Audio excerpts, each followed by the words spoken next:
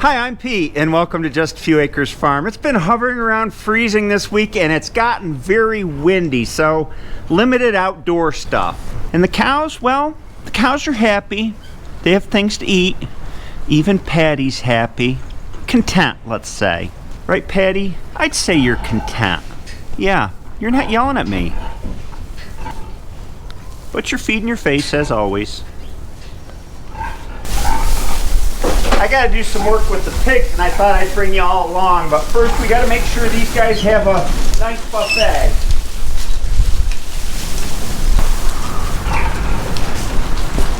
Oh, let's see how everybody's doing in here. Hi, JJ. Hey, bud. Yeah, you're a good boar. JJ's settled in just great. He likes to be petted. The day he found his feeder here, we were feeding him on the floor, but there was some feed in here. He was like, what? This thing has feed in it? He's certainly a good eater. You are. So given that he's settled down, I think it's time to introduce him to the females. Yeah, I do. I think so. I think so. Bachelorette number 1 likes long walks in the mud and dumping her water dish. She says that her perfect mate would let her eat first. Well, Bachelorette number 2 likes to eat cow turds in the poetry of John Keats. Yeah, it's romantic, isn't it? Her perfect mate would not be a boar. Which will it be? Well, let's find out. You have bad breath. The ladies are not going to like that very much. They're not. All right, big guy. Here we go. Let's go this way. This makes it easier. Good job. Good job. Okay. Out you come. Come on, buddy. Well, don't play with your gate. Let's come out. Well, you gotta go this way. Come on, buddy. That's not edible. You gotta move. You gotta move. Come on. Let's go, big bud. We gotta go. Come on. Come on. Come on, JJ. Come on, buddy.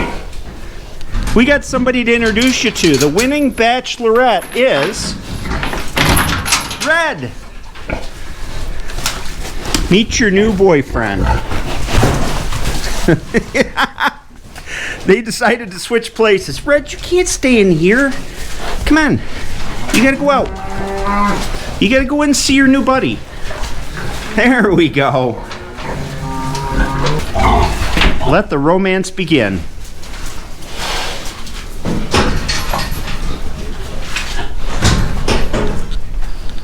I haven't smelled you before.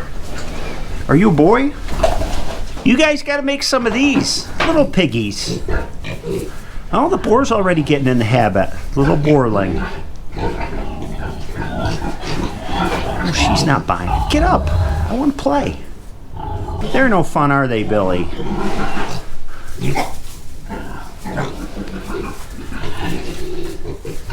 Watch out, Mrs. Pigglesworth. All right, Bachelorette number 2, you get to move into the other pen. Brownie. Yeah.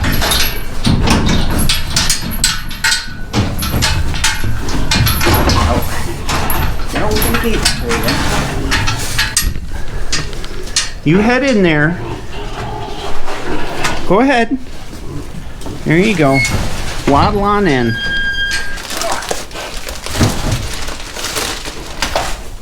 Alright, you guys, it's time for me to feather your love nest. Yes. Your honeymoon suite. There we go. I'm sorry, Red, he's going to be after you. Here, I'll throw some hay in for you guys to snack on, too. There you go.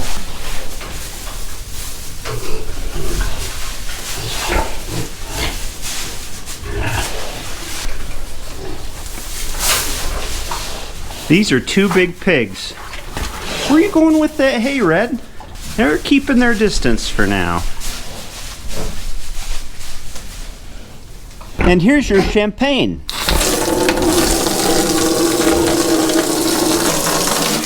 Well, don't do that, Red.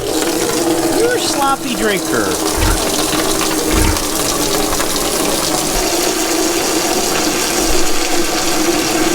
You didn't think I'd forget about you, did you, Brownie? There you go. And some hay for you, too.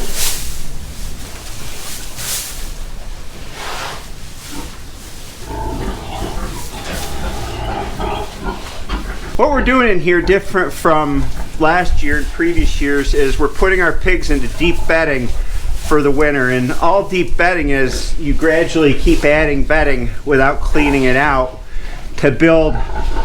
For cows it can be a couple feet thick, but in here it'll probably be about a foot thick. And the pigs will nudge through it and turn it over, it being not real packable, made out of these wood shavings.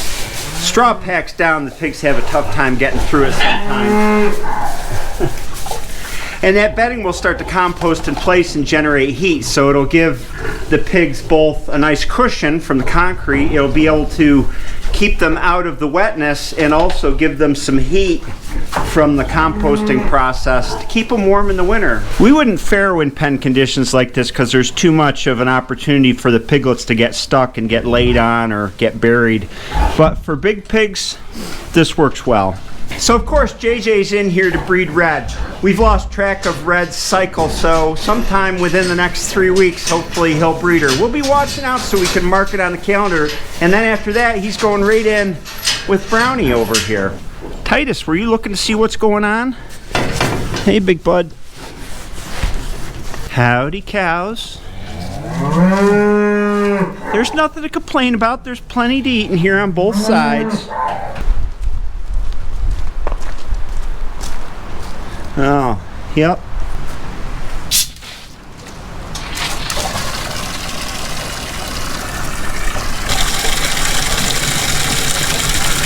Cattle's just hanging out.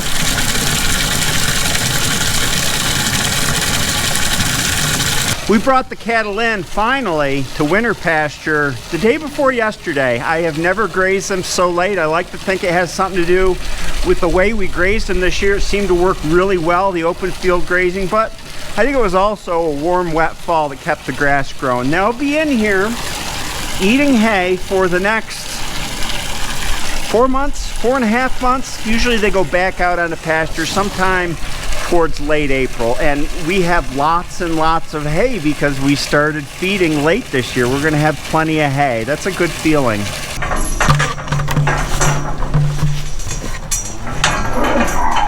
With all my yak in here, I forgot I was going to bail this out because I think somebody dropped a duker in it, although I don't see anything in the bottom. It's got that color.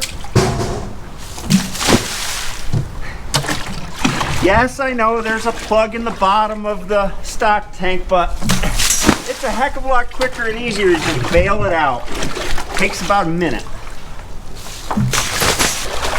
You guys, I told you not to poop in your water. You do anything. You guys never listen to me.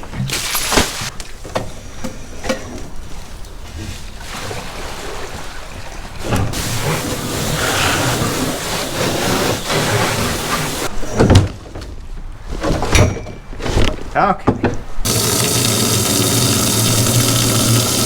What are you looking at, Coco? You can come get a drink if you want. So peaceful. I love filling the water by hand when the floats freeze up because I get to stand and watch the cattle for a while. Get to see you, buddy. You guys come get a drink.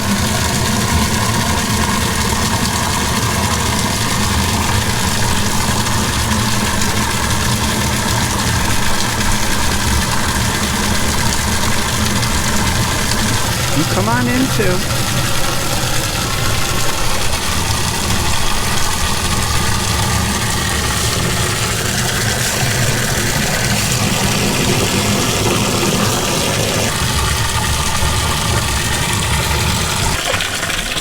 There we go, little one. You go on and get a drink.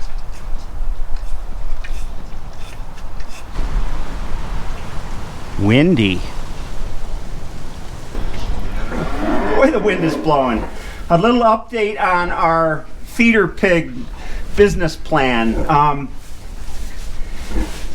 There's been a lot of commentary about it, and I got to bring everybody back to the original idea, same with cattle, is to grow high quality feeder piglets, some purebred, some hybrid, and to be able to sell them for a premium, just like we do with all of our other products. So that means I'm not going to take one of the pigs that's growing out in the field and breed it to our new boar, because those pigs are all mutts. I want stock that I can say, this is what the stock's composed of, these breeds, and be able to sell it that way. So that stock's all spoken for anyway, because we've been short of pork forever, and they're all slated to go to the butcher in 25 days. And I've arranged to get one purebred Tamworth gilt little female pig and one purebred Berkshire gilt little female pig in the spring to grow out, which means that we'll be starting with breeding JJ and Brownie and Red, and then we'll bring in little Billy here, and so we'll have four sows to begin with and 2 boars. Like I always say, you start your business small, you feel your way around, and then you grow to match demand. So we'll be starting out with 2 boars and 3 sows. I know it seems kind of boar heavy, but we're using multiple boars so that we can get different variants as far as breed go. And eventually we'll be in sort of the Tamworth business, purebred Tamworth, and then we'll be in the hybrid business with Berkshires. And then as it progresses, we'll build up the number of sows depending on the kind of market demand and price point that we see. You guys need some hay too. There you go.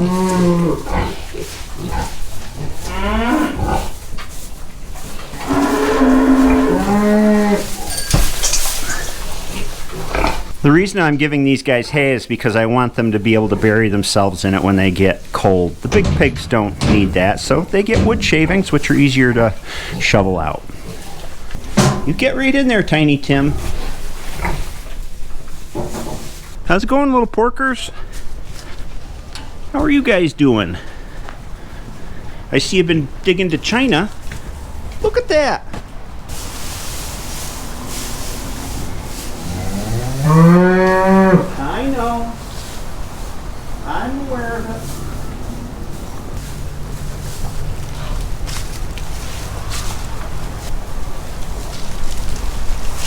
Hey, you guys, get out of my hay.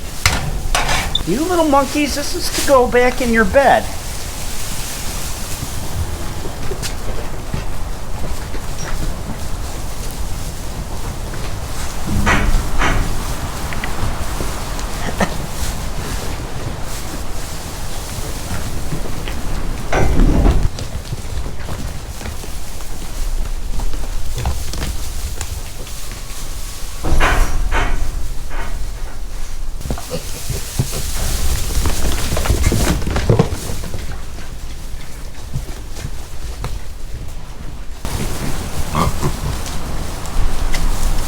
I think you guys are playing games with me. I think you are.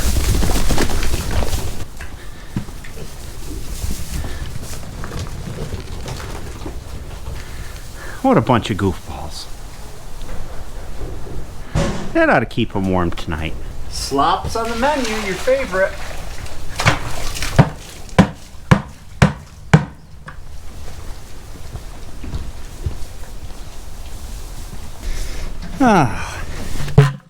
As for our plans to build a new structure for the farrowing facility where we have the baby pigs, we're working on it. I talked to the builder who built our upper barn, and he said, yep, I can do it in the spring. I said in the spring, ground gets frozen here, it's hard to pour concrete and all that kind of stuff.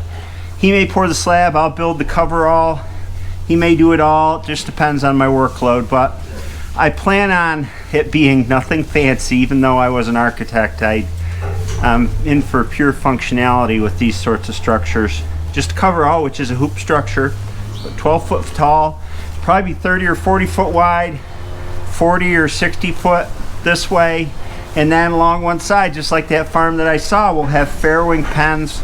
We'll have a large pen for pigs that are weaning, and then straight out the back of it we'll have pasture for the pigs. So that's it. It's going to be a while though. I mean, that's why we're not ramping up our stock right away. We're full up for the winter now. All the pens are full, so we can't really acquire any more stock until the weather warms up in the spring. Well, it's starting to get dark already. It gets dark at about 5 o'clock. If it's cloudy before 5 o'clock this time of year, I gotta go feed the big monsters. Hello, big monsters. Well, you guys keep doing that. You never learn. All right, I'm coming in. Well, let me through. Let me through. Come on. What did you guys do to your dishes? Here. Oh my gosh. You guys buried this one.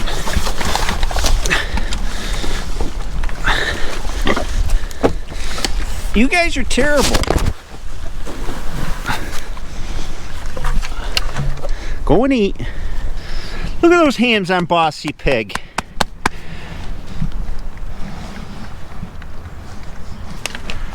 These pigs are definitely at the stage where I won't be sad to see them go to the butcher at all.